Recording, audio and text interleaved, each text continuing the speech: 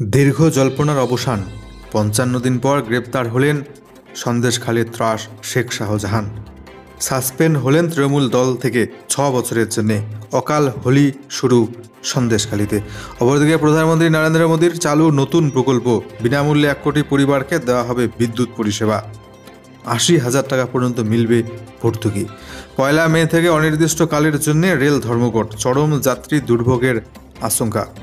অপরদিকে কংগ্রেস ছেড়ে বিজেপিতে যোগ দিলেন কৌস্তব বাগচি। লোকসভা ভোটের টিকিট পাবেন বলেই যাচ্ছে জানা। অপরদিকে লক্ষ্মীর ভাণ্ডার প্রকল্পে মিলবে ডবল টাকা এপ্রিল মাস ১ এপ্রিল থেকেই। জনম জনম পাবেন লক্ষ্মীর ভাণ্ডার প্রকল্পের টাকা, ঘোষণা মুখ্যমন্ত্রী মমতা ব্যানার্জির। অপরদিকে উত্তরপ্রদেশের প্রাক্তন মুখ্যমন্ত্রী অখিলেশ যাদব জানাচ্ছেন, সিবিআই ইডি হচ্ছে বিজেপির শাখা। দুর্নীতি মামলায় সিবিআই এর তলব এড়িয়ে জানলেন অখিলেশ যাদব। এছাড়াও বহুদলে বিধ্বংসী অগ্নিকাণ্ড, মৃত কমপক্ষে ৪৩। জুড়ে থাকুন শেষ পর্যন্ত, দেখছেন প্রিয় চ্যানেল রোজ বাংলা। অপরদিকে কংগ্রেস ছেড়ে বিজেপিতে যোগ দিলেন কংগ্রেস নেতা কৌস্তব বাগচি। এবার কি লোকসভার টিকিট? ছড়িয়েছে জল্পনা। বুধবার ছেড়েছেন কংগ্রেস। পরবর্তী পদক্ষেপ কী হবে কৌস্তব বাগচির, সেদিকেই নজর ছিল রাজনৈতিক মহলের। শোনা যাচ্ছিল কংগ্রেস ছেড়ে বিজেপিতে যোগ দিতে চলেছেন তিনি। অবশেষে হলো জল্পনার অবসান। শুভেন্দু অধিকারী, সুকান্ত মজুমদারের উপস্থিতিতে বৃহস্পতিবার বিজেপিতে যোগ দিলেন আইনজীবী কংগ্রেস নেতা কৌস্তব বাগচি। সূত্রের খবর, লোকসভা নির্বাচনে প্রার্থী হতে চলেছেন তিনি।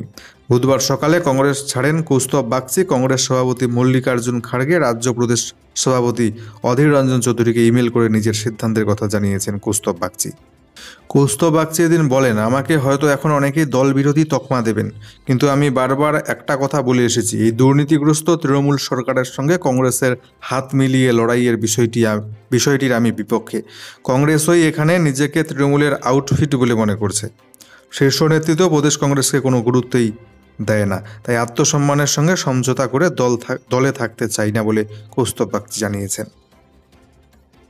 ১ মে থেকে অনির্দিষ্টকালের জন্য রেল ধর্মঘট, চরম যাত্রী দুর্ভোগের আশঙ্কা। পুরনো পেনশন চালু করার দাবিতে অনির্দিষ্টকালের জন্য রেল ধর্মঘটের ডাক। প্রায় ৫০ বছর পর ফের স্তব্ধ হতে চলেছে রেলের চাকা। আগামী ১ মে শ্রমিক দিবসের দিন থেকে এই ধর্মঘট শুরু করার ডাক দিয়েছে রেলওয়ে মেনস ফেডারেশন। তাদের সঙ্গে ৬৪টি কেন্দ্রীয় সরকারি কর্মচারী সংগঠন এই ধর্মঘটে সামিল হবে বলে জানিয়েছে। ফলে চরম যাত্রী দুর্ভোগের আশঙ্কা তৈরি হচ্ছে। পুরনো পেনশন ফিরিয়ে আনার দাবিতে দীর্ঘদিন ধরে আন্দোলন চলছিল। সেই বিষয়ে রেলওয়ে মেনস ফেডারেশনের সাধারণ সম্পাদক শিবগোপাল মিশ্র জানিয়েছেন, পুরনো পেনশন ফিরিয়ে আনার দাবিতে আন্দোলন চালাচ্ছিল জেএফআর ওপিএস। এ নিয়ে দিল্লিতে ধর্ণা মিছিল করা হয়েছিল। দাবিপত্র পেশের পরেও টনক নড়েনি কেন্দ্রের বিজেপি সরকারের। জানা গিয়েছে, আগামী ১৯ মার্চ ফের কেন্দ্রকে এ নিয়ে নোটিশ দেওয়া হবে। আশানুরূপ ফল না মিললে ১ মে থেকে একেবারে অনির্দিষ্টকালের জন্য রেলসহ অন্যান্য কেন্দ্রীয় সংস্থাগুলি ধর্মঘট শুরু করবে। এর আগে ১৯৭৪ সালে রেল ধর্মঘট হয়েছিল, যা চলেছিল টানা ২০ দিন। ৫০ বছর পর ফের একবার রেলের চাকা জ্যামের আশঙ্কা দেখা দিয়েছে।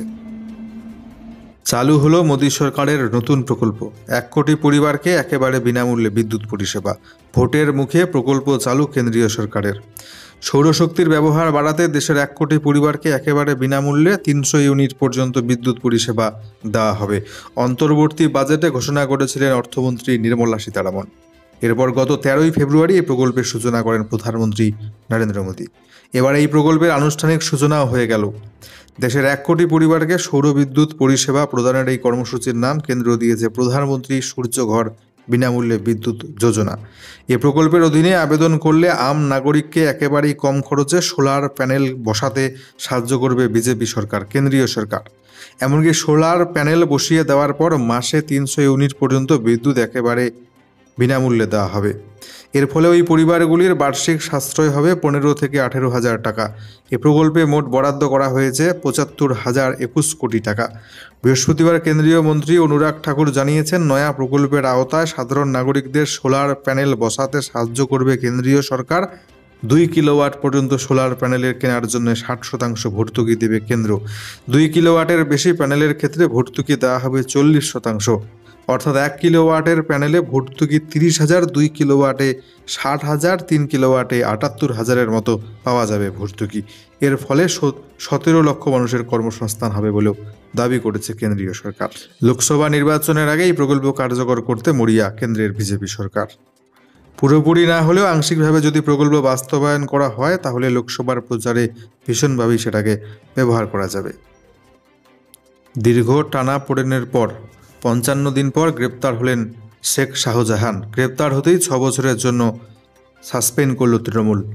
গ্রেপ্তার হতেই সাসপেন্ড সন্দেশখালীর বাঘ শাহজাহান শেখকে 6 বছরের জন্য সাসপেন্ড করল শাসক দল তৃণমূল কংগ্রেস। দলের সমস্ত পদ থেকে তাকে সরিয়ে দিল দল। বৃহস্পতিবার সাংবাদিক বৈঠক করে কথা জানিয়েছেন রাজ্যের শিক্ষামন্ত্রী ব্রাত্য বসু।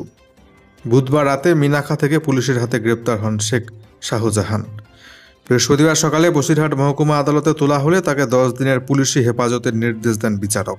এরপরেই বসিরহাট থেকে সোজা কলকাতার ভবানী ভবনে নিয়ে আসা হয় শাহজাহানকে। কার্যত গ্রিন করিডোর করে নিয়ে আসা হয় তাকে। দুপুরে সাংবাদিক বৈঠকে ব্রাত্য বসু জানান 6 বছরের জন্য তাকে সাসপেন্ড করেছে দল। সন্দেশখালীর ত্রাস শেখ শাহজাহানের গ্রেপ্তারিতে ইতিমধ্যে অকাল হোলি শুরু হয়েছে সন্দেশখালীতে। 1 এপ্রিল থেকে লক্ষ্মীর ভাণ্ডার প্রকল্পে মিলবে ডবল টাকা ঘোষণা করলেন বাংলার মুখ্যমন্ত্রী মমতা ব্যানার্জি। এদিন মমতা ব্যানার্জি জানিয়েছেন এপ্রিল মাস থেকে দ্বিগুণ টাকা পাবেন লক্ষ্মীর ভাণ্ডারের লক্ষ্মীরা। আগে লক্ষ্মীর ভাণ্ডার প্রকল্পে যে মহিলারা 500 টাকা করে পেতেন এপ্রিল মাস থেকে তারা ব্যাঙ্ক অ্যাকাউন্টে সরাসরি 1000 টাকা করে পাবেন। যারা 1000 টাকা পেতেন তারা এপ্রিল মাস থেকে 1200 টাকা করে পাবেন অ্যাকাউন্টে সরাসরি। মা বোনেদের হাত খরচের জন্যে কারো মুখাপেক্ষী হয়ে থাকতে হবে না বলে এদিন জানিয়েছেন মমতা ব্যানার্জি। তিনি আরও বলেন, মনে রাখবেন এই প্রকল্পের সুবিধা কোনোদিন বন্ধ হবে না। এই টাকা আপনারা জনম পাবেন। মমতা ব্যানার্জি বলেন, এই প্রকল্পে প্রতি মাসে 1000 টাকা করে আপনারা 60 বছর বয়স পর্যন্ত পাবেন, কিন্তু তারপরেও সেটা বন্ধ হয়ে যাবে না। 60 বছর বয়স হলে ওই টাকা বদলে যাবে ওল্ড এজ পেনশনে, অর্থাৎ লক্ষ্মীর ভাণ্ডার 2-এ বদলে যাবে। সেই প্রকল্পে আপনারা যতদিন বেঁচে থাকবেন ততদিন টাকা পাবেন ব্যাঙ্ক অ্যাকাউন্টে। কেউ বাধা দিতে পারবে না বলে জানিয়েছেন মমতা ব্যানার্জি। জনম টাকা পাবেন বলেও মহিলাদের প্রতি মমতা বন্দ্যোপাধ্যায়ের ঘোষণা। ইডি এবং সিবিআই হলো বিজেপির শাখা, জানালেন প্রাক্তন মুখ্যমন্ত্রী অখিলেশ যাদব। খনি দুর্নীতি মামলায় সিবিআইয়ের তলবে সাড়া দিলেন না অখিলেশ যাদব। বেআইনি বালি খাদান সংক্রান্ত মামলায় তলব করে উত্তরপ্রদেশের প্রাক্তন মুখ্যমন্ত্রী তথা সমাজবাদী পার্টি এনসিপির প্রধান অখিলেশ যাদবকে বুধবার সমন পাঠিয়েছিল সিবিআই। ফৌজদারি দণ্ডবিধির 160 ধারায় বৃহস্পতিবার 29 ফেব্রুয়ারি তাকে সশরীরে হাজিরা থাকার জন্য সমন পাঠিয়েছিল সিবিআই। কিন্তু সেই তলবে সাড়া দিলেন না প্রয়াত মুলায়ম সিং যাদবের পুত্র অখিলেশ যাদব। বৃহস্পতিবার সমাজবাদী পার্টির দলিত অনগ্রসর এবং সংখ্যালঘু সংগঠনের সভায় যোগ দিতে এসে সংবাদ মাধ্যমের মুখোমুখি হয়ে অখিলেশ যাদব বলেন, ভোটের আগে সমন। ওরা অর্থাৎ সিবিআই তো এখন বিজেপির শাখা হিসেবে কাজ করছে গোটা দেশ জুড়ে। এরপরেই সিবিআই সমন প্রসঙ্গে তার মন্তব্য, আমি যে কাগজ পেয়েছিলাম তার উত্তর আমি ইতিমধ্যে দিয়ে দিয়েছি। প্রসঙ্গত লোকসভা ভোটে উত্তরপ্রদেশে কংগ্রেসের সঙ্গে সমাজবাদী পার্টি এনসিপির জোট চূড়ান্ত হয়েছে গত সপ্তাহে। ঘটনাচক্রে তারপরেই কেন্দ্রীয় সংস্থা সিবিআই এর তরফে সমন পাঠানো হয়েছে অখিলেশ যাদবকে। সিবিআই এর অভিযোগ, অখিলেশ উত্তরপ্রদেশের মুখ্যমন্ত্রী থাকাকালীন 2012 থেকে 16 সালে হামিরপুর জেলায় বালি এবং অন্যান্য কিছু খনিজ উত্তোলনের জন্য নিয়ম বহির্ভূতভাবে বরাত বন্টন করা হয়েছিল। অপরদিকে মর্মান্তিক যুদ্ধ এখনও জারি, ইসরায়েল হামাস যুদ্ধ। গাজায় মৃত বেড়ে 30,000। গাজা ভূখণ্ড জুড়ে চলা ইসরায়েলের হামলায় নিহত প্যালেস্টাইনির সংখ্যা 30,000-এর কাছাকাছি পৌঁছে গিয়েছে। নিহতদের মধ্যে বেশিরভাগ মহিলা এবং শিশু। গাজায় স্বাস্থ্য মন্ত্রণালয় জানিয়েছে, গত 7 অক্টোবর থেকে উপত্যকায় এখনও পর্যন্ত 29,954 জনের অধিক নিহত হয়েছেন। মঙ্গলবার সন্ধেবেলা বুধবার সকালে নতুন করে 76 জন নিহতকে যোগ করে এই সংখ্যাটি সামনে এসেছে। ইসরায়েলি হামলায় নতুন করে আহত হয়েছেন প্রায় 110 জন। গত 7 অক্টোবর থেকে গাজায় মোট আহতের সংখ্যা এখনও পর্যন্ত 70,000। এদিকে কামাল আদওয়ান এবং আল শিখা হাসপাতালে জনশূন্যতা এবং অপুষ্টিতে 9 শিশুর মৃত্যু হয়েছে এদের। প্রসঙ্গত গত 7 অক্টোবর ইসরায়েলের সীমান্তে প্রবেশ করে আকস্মিক হামলা চালায় প্যালেস্টাইনি স্বাধীনতাকামী সংগঠন হামাস। এরপরে গাজায় পাল্টা আক্রমণ শুরু করে ইসরায়েল। মাঝে কয়েক দফা যুদ্ধবিরতি হলেও ইসরায়েলিরা তাদের অবস্থানে অনড় থাকতে পারেনি। গোপনে কিংবা প্রকাশ্যে প্যালেস্তাইনিদের হত্যা করেছে তারা। অপরদিকে গাজায় পরিচালিত যুদ্ধে নিজেদের সেনাও হারাচ্ছে ইসরায়েল। গাজায় স্থল অভিযান শুরুর পর থেকে মঙ্গলবার 27 ফেব্রুয়ারি পর্যন্ত ইসরায়েলের সামরিক বাহিনীর মোট 238 জন সেনা মৃত্যু হয়েছে। ঢাকার বহুতলে বিধ্বংসী অগ্নিকাণ্ড, মৃত কমপক্ষে 43। বিধ্বংসী অগ্নিকাণ্ড বাংলাদেশের ঢাকার একটি বহুতলে। দুর্ঘটনায় মৃত্যু হয়েছে কমপক্ষে 43 জনের, জখম হয়েছেন আরও বহু। তাদের মধ্যে বেশ কিছু জনের আশঙ্কা অত্যন্ত সংকটজনক। মৃতের সংখ্যা আরও বাড়তে পারে বলে জানা যাচ্ছে। তাই মৃতের সংখ্যা বাড়তে পারে বলে করা হচ্ছে আশঙ্কা। আহতদের ঢাকা মেডিকেল কলেজ এবং শেখ হাসিনা জাতীয় বার্ন এবং প্লাস্টিক সার্জারি ইনস্টিটিউটে ভর্তি করা হয়েছে। গতকাল বৃহস্পতিবার স্থানীয় সময় রাত 10টা নাগাদেই মর্মান্তিক অগ্নিকাণ্ডটি হয় বলে জানা গিয়েছে। গোড়ায় 7তলা ওই বাড়িটির প্রথম এবং দ্বিতীয় তলে আগুন লাগার পর দ্রুত গোটা বহুতলটিতেই সেই বিধ্বংসী আগুন ছড়িয়ে পড়ে। ঘটনাস্থলে পৌঁছয় দমকলের বেশ কয়েকটি ইঞ্জিন। শুরু হয় উদ্ধার কার্য। জীবন্ত দগ্ধ অবস্থায় বেশ কয়েকজনের মৃতদেহ উদ্ধার করা হয়েছে। এটি একটি বাণিজ্যিক ভবন ছিল বলে জানা গিয়েছে। অনেক দোকানের পাশাপাশি ছিল বেশ কিছু রেস্তোরাঁও। সেখানকার রান্নার সিলিন্ডার ফেটে আগুন দ্রুত ছড়িয়ে পড়ে। ঘণ্টা দুয়েকের চেষ্টায় আগুন নিয়ন্ত্রণে আনেন দমকলের আধিকারিকরা।